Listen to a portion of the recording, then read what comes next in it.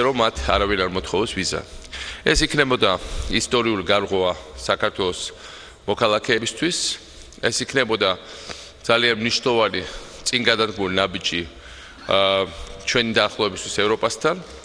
მე ვფიქრობ, რომ ამ ხრივ ჩვენ ძალიან ბევრი სამუშაოა კიდე გასაწევი, ეს არ არის ადვილი პროცესი, იმიტომ რომ ბევრი ქვეყნის გამოცდილება არსებობს უკვე ამ მიმართულებით და საერთოდ ეს არის ბევრი ტექნიკური საკითხებისგან შემდგარი პროცესი.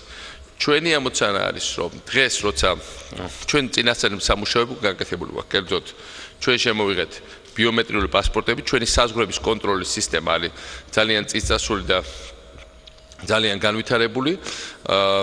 ჩვენ გვაქვს კიდე რამდენიმე საკანონმდებლო ცვლილება განსახორციელებული საქართველოს პარლამენტში, რომელიც გაადვილებს ამ პროცესს. ჩვენ გვჭირდება შემდგომი სხვა საკითხების ასევე დიალოგის პარალელურად, იმიტომ ასოცირების ხელშეკრულების მუშაობთ, თავისუფალი ვაჭრობის ხელშეკრულების მუშაობთ ევროკავშირთან, ემზადებით ვილნიუსის სამიტისთვის და ეს ყველაფერი მოგცემს საშუალებას, რომ ამ მიმართულებით ასევე მივახციოთ პროგრესს ევროკავშირთან. აი ეს არის ძირითადად რისი თქვაც მინდა და საბოლოო ჯამში მინდა ვთქვა, რომ ჩვენ ეს არის დაახლოებით რამდენიმე წლიანი პროცესი საბოლოო ჯამში. მაგრამ მე ვფიქრობ, რომ პირველი შედეგების დადგომა შეიძლება უკვე მოხდეს მომავალ წელს. ჩვენ რამდენიმე წელი მუშაობთ ძალიან ინტენსიურად ამ მიმართულებით. მინდა ყველა შევახსენო, რომ საქართველოში ვარდების რევოლუციის შემდეგ 1 წლის გამონაკლისი, ეს იყო 2008 წელი, უფრო მეტი ადამიანი შებრუნდებოდა ქვეყანაში, ვიდრე მიდიოდა ქვეყნიდან, ჩვენ მქონდა პოზიტიური სამიგრაციო ბალანსი, ჩვენ მივიღეთ რეადმისიის ხელშეკრულება, ჩვენ დავამყარეთ საზღვრებზე წესრიგი, ჩვენ გავხდით ევროპაში ყველაზე უსაფრთხო ქვეყანა კრიმინალის თვალსაზრისით, ამ ხრივ ევროპას პრობლემა ჩვენთან არ აქვს. ჩვენ დავამყარეთ კარგი კავშირი სხვადასხვა ევროპის სხვადასხვა სისხლის სამართლების დევნის უწყებებთან და ამიტომ კრიმინალის თაობაზე ბრძოლაზე ჩვენ გვაქვს კარგი თანამშრომლობა და ეს მოგცემს საშუალებას, როცა ამ გეგმას მივიღებთ, რომ ქართულმა ახალგაზრდებმა იარონ უპრობლემოდ სასწრაფოდ ევროპაში. რისთვის გავხსენეთ ქუთაისის აეროპორტი, რისთვის დაფრინავს მაგალითად ვიზეარი და ეხლა იწყებს რეისებს რეგულარულად ვარშავაში.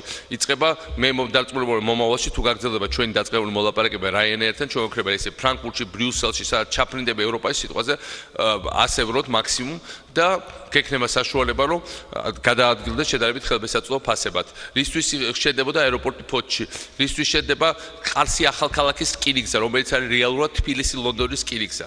ეს არის ყველაფერი იმისათვის, რომ საქართველოს მოქალაქეები გადაადგილდება ევროპაში.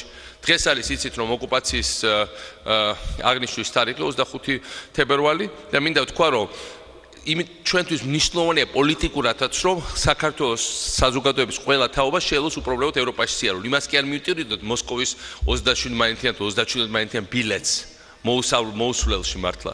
არამედ შეგვიძლოს ჩვენ ბუნებრივ სახში, განვითარებულ ევროპულ სახში სიარული როგორც საკუთარ სახში.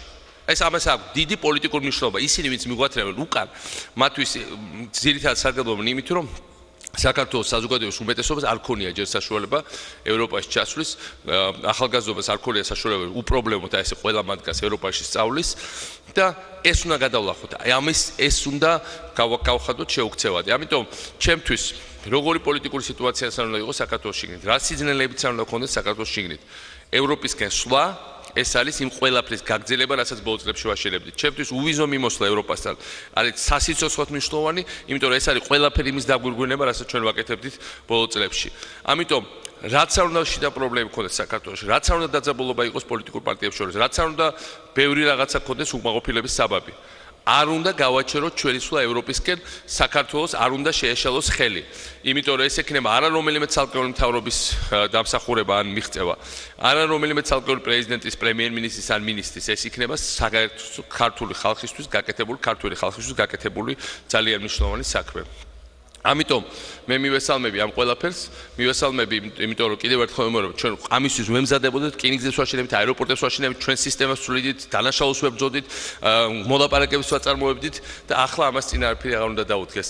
დღეს არის მნიშვნელოვანი დღე, იმიტომ რომ საქართველოს გაუჩნდა პერსპექტივა, ხვალ შეიძლება არაფერი არ შეიცვალოს ქართველებისთვის, მაგრამ უახლოეს თვეებში და წლებში ნამდვილად შეიცვლება იმის გამო, რომ დღეს ჩვენ ამ გეგმას წარმოგვიდგეს ევროკომისარი. კიდევ ერთხელ მოგესალმებით და გთხოვთ თქვენ განცხადებისთვის სიტყვას.